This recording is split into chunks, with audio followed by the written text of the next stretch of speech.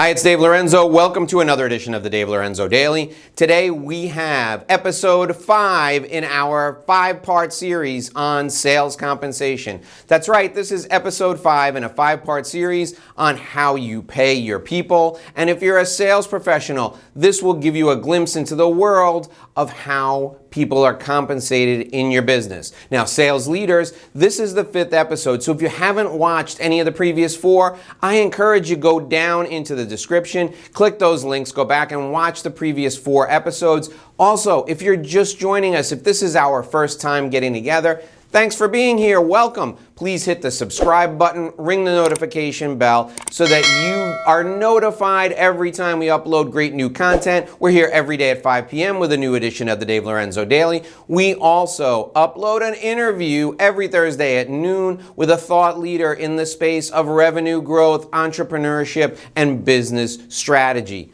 Thanks again for joining us. Now here's episode 5 in our 5-part series. And today we're talking about contests. That's right, contests. I cannot express to you how important sales contests are to the growth of your business. Why? Salespeople are motivated and they're driven by competitive forces. Your salespeople are going out there right now selling for your company and they're trying to destroy their competition, somebody else who sells a product or service in their industry, but that's not enough. Your salespeople need contests to keep them fired up about what's going on. So there are 3 different types of concepts that you should be running in your company at all times. The first concept is the annual contest, the annual growth contest. Some people call it President's Club. Some people call it Chairman's Inner Circle. This is the contest where people win the opportunity to go on a trip at the end of the year. Now, in your company, you can run this contest as a percentage of growth year over year. The people who have the top percentage of growth, maybe the top 20 people in the company, get to go on the trip.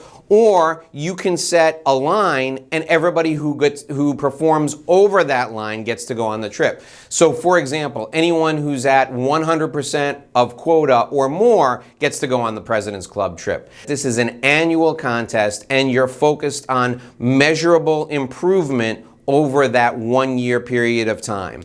You can't just make it about meeting a budget threshold. You can't just make it about meeting budget because remember, a budget is a promise that the salesperson has made to you, the sales leader. That's the minimum requirements of the job. The budget is the minimum requirements. You have to set the target over and above what they're supposed to achieve. I like percentage of growth contests. Anybody who grows over X percentage of quota gets to be part of the President's Club, and then the top person is the President's Club winner for that year. People ask me all the time what an adequate prize is for these contests. 2 things I will tell you about prizes for annual contests. The first thing is monetary prizes always work. So going on the trip is great. The overall winner should get a monetary prize. You want to do a prize for 2nd place and 3rd place, that's fine too, but the winner's prize must be at least 50% more than the 2nd place prize in order to make it meaningful. Now here's the thing. Financial prizes will motivate people to a certain extent, but the prestige of winning is what they're doing it for. So you don't have to go overboard with the financial prize. Use a threshold that is meaningful, but it doesn't have to blow them out of the water for the annual prize, the grand prize. The second type of contest is the one-off contest. So let's say you have your slow time of the year. Let's say your slow time of the year is the summertime. You want to run a contest from the beginning of May till the end of August. And you want to incentivize people to develop more business within existing relationships. That's a good contest to run in a well-defined period of time. And I call these, by the way, slack time contests. The time of the year that's slow, you want to run a contest to get people to grow. Focus on existing relationships, get people to introduce new products to places where they already have relationships, and focus on the percentage of growth over that period of time. With my clients, I do this a lot in the summertime because the summertime tends to be a little slower because people are focused on things that are outside of work. The salespeople will go into their existing relationships and they will find new problems to solve, and they will find that your products and solutions are the exact perfect fit for the types of problems that their clients have. It's amazing what a little incentive will do to get people moving in the right direction when it comes to having discussions with clients about different problems, new problems, introducing new concepts.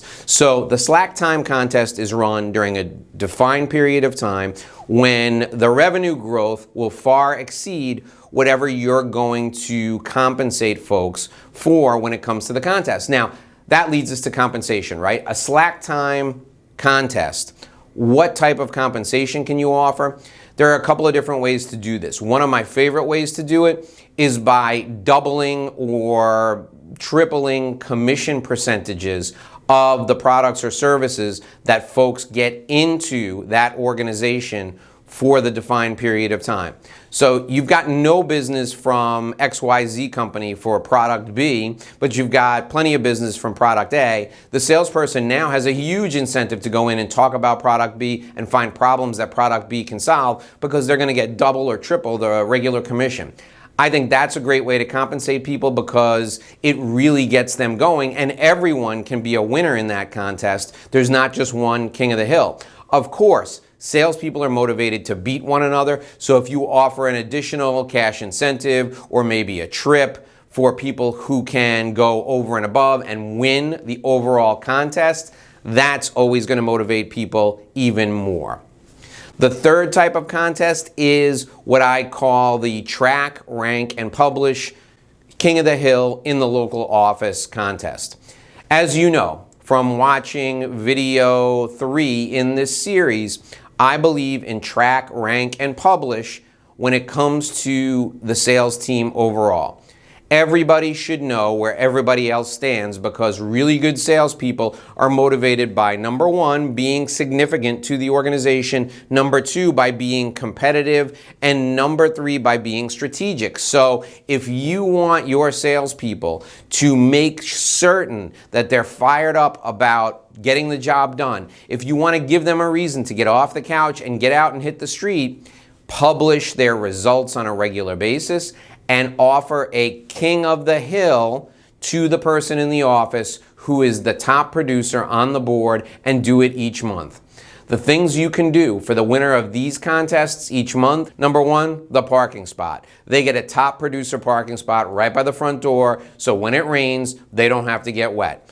Number two, they get to work from home on Mondays and Fridays. They don't have to check into the office. Number three, they have the opportunity to earn additional commission in the month following the month when they win.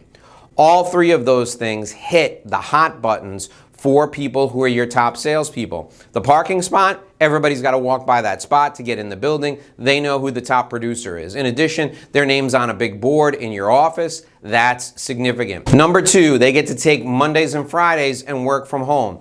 This feeds their sense of autonomy. All salespeople want to be thought of as independent thinkers and workers, and every great salesperson I've ever met has considered themselves an island. They considered themselves an entity unto their own, and the rest of the world was revolving around them. This feeds that. When they win the contest, they get to work from home Monday and Friday. They don't have to check into the office. They get to do whatever they want. The third prize is the additional commission in the following month. The additional commission, which can be 1%, 2%, 5% more, is an incentive for them to stay on top, to keep making that additional commission. It is a fantastic incentive to drive people to get off their butts and sell more in the second month after they were a winner the month before. They don't just get to rest on their laurels, because they want to make more money and they want to take advantage of the money they've made in the contest. These contests are terrific for motivating salespeople to get their jobs done and to do their jobs over and above the minimum requirements of the company. There's two other contests I want to talk to you about, and this is for the benefit of your sales team. There's the mentor contest, where you have good salespeople adopt brand new salespeople, and the good salespeople, the high achieving salespeople, the top producers, are given an override or an incentive based on what the mentee produces. This is an incentive for the great salesperson to take somebody under their wing and show them the tricks of the trade. There's also a contest where you have a recruiting or a referral incentive contest where you get the best salespeople to go out and find competitors who they can recruit to come into the organization. And the best way to connect people with the best is to give them an override on the people they bring in for the first 2 years that they're on board. Think about it. If I want you, Mr. Top Producer, to go out and get me your best competitors, you're now going to bring somebody into the office to compete with you. So why would you do that? Well, if you're going to get a 2% override on that new person's commission for the first 18 months or 24 months that they're on board, financially, it makes sense for you to bring in your competitor and make them a part of the team. All of these contests are fantastic ways to grow revenue, to foster an environment that is one full of top producers, and it keeps the competitive juices flowing. You have to have some sort of competition running at all times on your sales team in order to make sure you're engaging their competitive spirit. If they're engaged, they will perform better. If they're engaged, they will be happier. And if they're engaged, they will continue to want to come into the office and get out into the field and get the job done every day. This has been the 5th episode in a series of 5 on sales compensation. I hope you go back and watch all 5 of them again from the beginning. We're here every day on the Dave Lorenzo Daily. Make sure you come back tomorrow, 5 o'clock, for another great sales tip just like this. I'll see you back here tomorrow. Until then, here's hoping you do this and sell more.